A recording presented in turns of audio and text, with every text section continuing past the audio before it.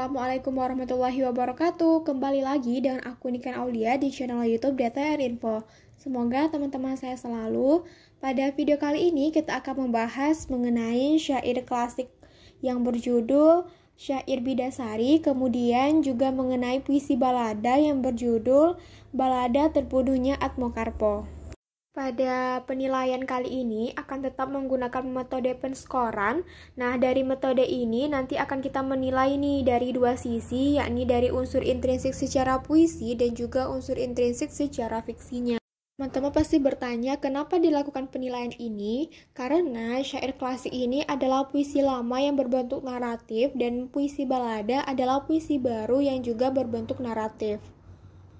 Setelah kita menganalisis syair Bidasari dan puisi balada Terbunuhnya Atmokarpo melalui dua unsur intrinsik tadi, yakni unsur intrinsik puisi dan juga unsur intrinsik fiksi, maka kita akan mengetahui nih nantinya apakah puisi balada ini juga dipengaruhi oleh syair klasik. Tidak hanya itu, nantinya kita akan mengetahui nih kelebihan dan juga kekurangan dari setiap unsurnya. Jika teman-teman penasaran, mari kita cek video selanjutnya. Yang pertama, kita membahas mengenai hasil penilaian unsur intrinsik pada puisi syair Bidasari. Pada layar ini, kita juga bisa melihat pada tabel sudah terdapat unsur intrinsik dan penskorannya. Yang pertama, ada tema mayor. Tema mayor yang saya temukan pada syair Bidasari ini 1, artinya tema mayor itu berskor 1. Kemudian tema minor yang saya temukan pada syair Bidasari ini 3, artinya tema mayor ini berskor 3.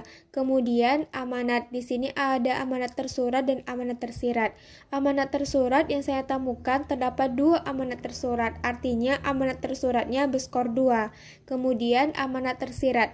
Amanat tersirat yang saya temukan pada syair Bidasari ini 3, artinya amanat tersirat ini berskor 3.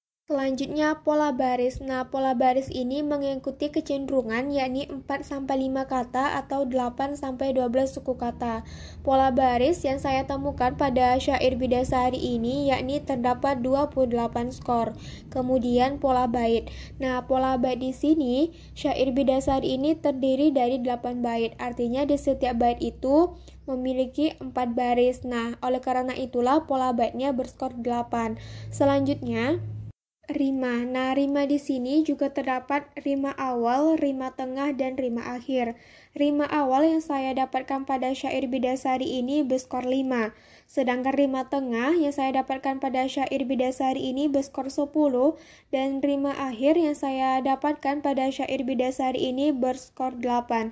Jika dijumlahkan ketiga dari rima tersebut, maka jumlah rimanya itu 23 skor. Selanjutnya pada bagian diksi. Di dalam diksi ini terdapat majas, rima, citraan, dan konotasi.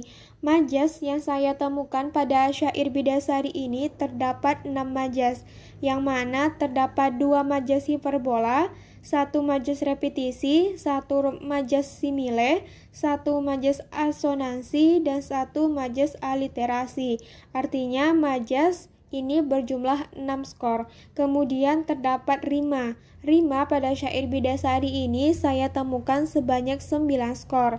Selanjutnya ada citraan. Citraan ini pada syair Bidasari saya menemukan 3 citraan pendengaran dan 1 citraan yang merasakan tentang perasaan. Artinya citraan ini berjumlah 4 skor.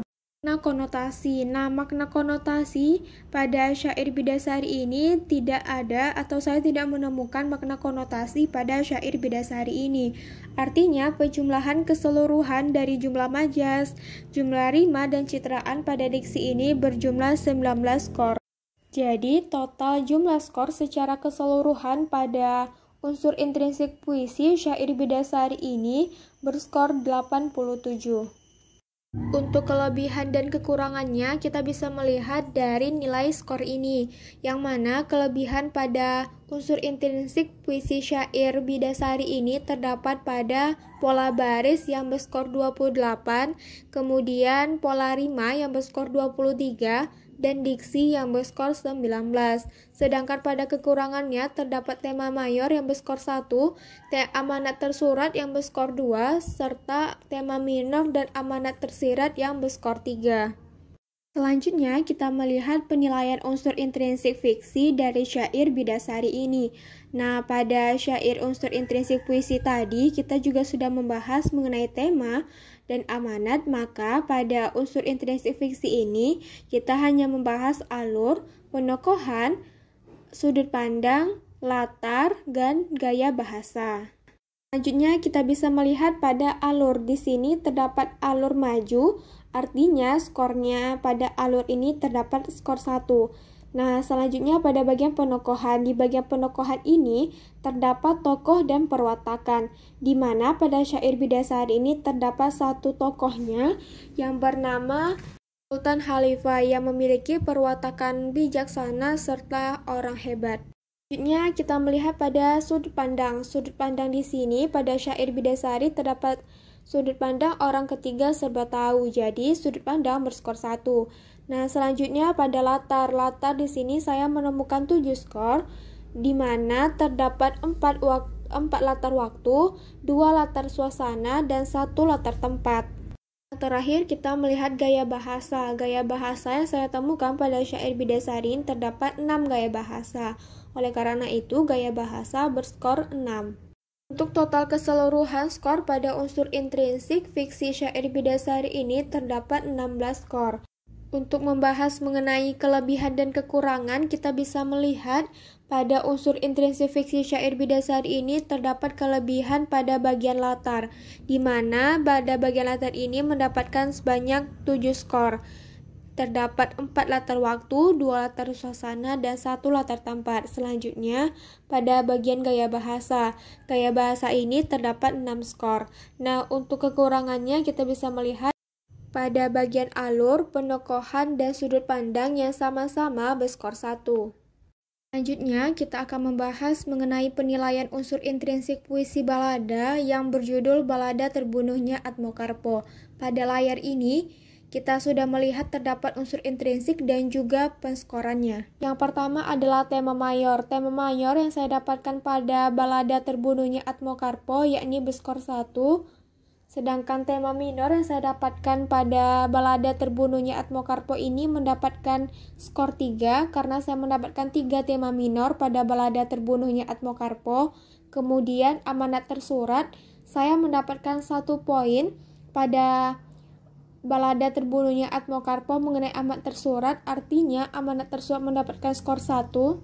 Selanjutnya, amanat tersirat. Pada Balada Terbunuhnya Atmokarpo, saya mendapatkan amanat tersirat sebanyak 1 skor. Selanjutnya, pada pola baris yang memiliki kecenderungan 4-5 kata atau 8-12 suku kata. Nah, pada Balada Terbunuhnya Atmokarpo ini, saya mendapatkan 3 pola baris, artinya pola baris berskor 3 poin. Selanjutnya kita beralih ke pola bait yang mendapatkan 10 skor, yang mana pada Balada Terbunuhnya Atmokarpo ini juga memiliki 1 bait itu terdiri 4 baris atau 1 bait itu terdiri dari 2 baris. Jadi saya mendapatkan 10 skor untuk pola bait. Selanjutnya kita beralih ke rima. Rima pada Balada Terbunuhnya Atmokarpo ini terdapat rima awal, tengah, dan akhir, di mana rima awal berskor 3, rima tengah berskor 21, dan rima akhir berskor 8. Artinya jika dijumlahkan secara keseluruhan awal, tengah, dan akhir, maka rima berskor 32.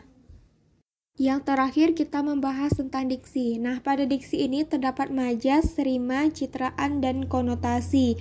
Majas yang saya temukan pada Balada Terbunuhnya Atmokarpo ini terdapat 9 skor, yang mana 3 majas personifikasi, 5 majas metafora, dan 1 majas repetisi. Selanjutnya terdapat rima. Rima yang saya temukan pada Balada Terbunuhnya Atmokarpo mendapatkan skor sebanyak 7. Kemudian untuk citraan saya mendapatkan 2 citraan, yang mana citraan penglihatan dan citraan pendengaran. Dan untuk makna konotasi saya mendapatkan 3 skor. Artinya jika dijumlahkan antara majas, rima, citraan, dan konotasi, maka skor untuk diksi yakni berskor 21. Jadi, jumlah skor secara keseluruhan pada unsur intrinsik puisi balada yang berjudul Balada Terbunuhnya Atmokarpo yakni berskor 72. Untuk kelebihan dan kekurangannya, kita bisa melihat bahwa pada kelebihannya terdapat pada pola rima yang berskor 32, selanjutnya pada bagian diksi yang berskor 21, dan pada pola bait yang berskor 10. Dan untuk kekurangannya kita bisa melihat terdapat pada tema mayor, amanat tersurat, dan amanat tersirat yang sama-sama berskor 1. Selanjutnya kita beralih kepada penilaian unsur intrinsik fiksi pada puisi balada yang berjudul Balada Terbunuhnya Atmokarpo. Setelah pada unsur intrinsik puisi kita membahas tema dan juga amanat, maka di sini kita hanya membahas 5 unsur intrinsik, yakni alur, penokohan, sudut pandang, latar, dan gaya bahasa. Pertama, adanya alur-alur yang terdapat pada Balada Terbunuhnya Atmokarpo, yakni adanya alur maju yang berarti mendapatkan skor 1. Selanjutnya adanya penokohan yang terdapat tokoh dan perwatakan. Pada Terbunuhnya Atmokarpo ini terdapat 2 tokoh, Atmokarpo dan Joko Pandan. Nah, Atmokarpo ini memiliki watak yang berani, di mana dia adalah seorang perampok yang berjuang demi rakyat kecil, sedangkan Joko Pandan adalah anak dari Atmokarpo yang mana ia pembela kebenaran yang bersikeras menentang perbuatan ayahnya, yakni Atmokarpo. Jadi untuk penokohan mendapatkan skor 2. Selanjutnya adanya sudut pandang. Pada puisi Balada Terbunuhnya Atmokarpo ini terdapat 1 sudut pandang, yakni orang ketiga serba tahu. Jadi sudut pandang mendapatkan skor 1. Kita melihat pada bagian latar, adanya latar tempat, waktu, dan suasana, yang mana latar tempat ini terdapat skor 1, latar suasana juga mendapatkan skor 1, dan latar waktu juga mendapatkan skor 1. Jadi jumlah secara keseluruhan pada bagian latar ini mendapatkan skor 3. Yang terakhir kita melihat pada gaya bahasa. Gaya bahasa yang saya dapatkan pada puisi balada yang berjudul Balada Terbunuhnya Atmokarpo ini, saya mendapatkan 9 skor untuk gaya bahasa. Jadi, secara keseluruhan jumlah skor pada penilaian unsur intrinsik fiksi Balada Terbunuhnya Atmokarpo mendapatkan skor sebanyak 16 skor. Untuk kelebihan dan kekurangannya, kita bisa melihat untuk kelebihan pada puisi balada yang berjudul Balada Terbunuhnya Atmokarpo ini terdapat pada bagian gaya bahasa yang memiliki 9 skor. Kemudian juga pada latar yang memiliki skor 3. Untuk kekurangannya kita bisa melihat alur paju dan sudut pandang yang sama-sama memiliki skor 1.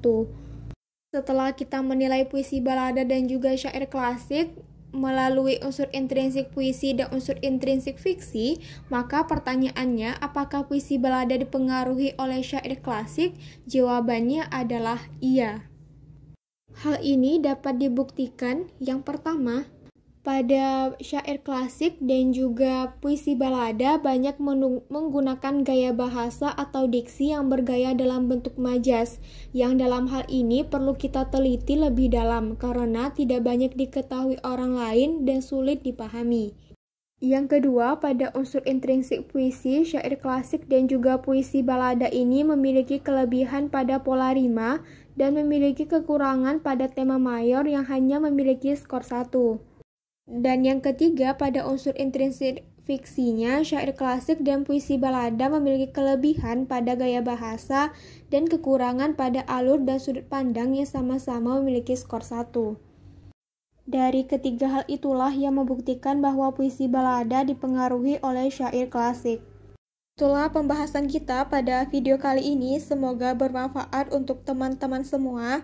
Demikian sudahi dengan wassalamualaikum warahmatullahi wabarakatuh dan terima kasih. Sampai jumpa pada video selanjutnya.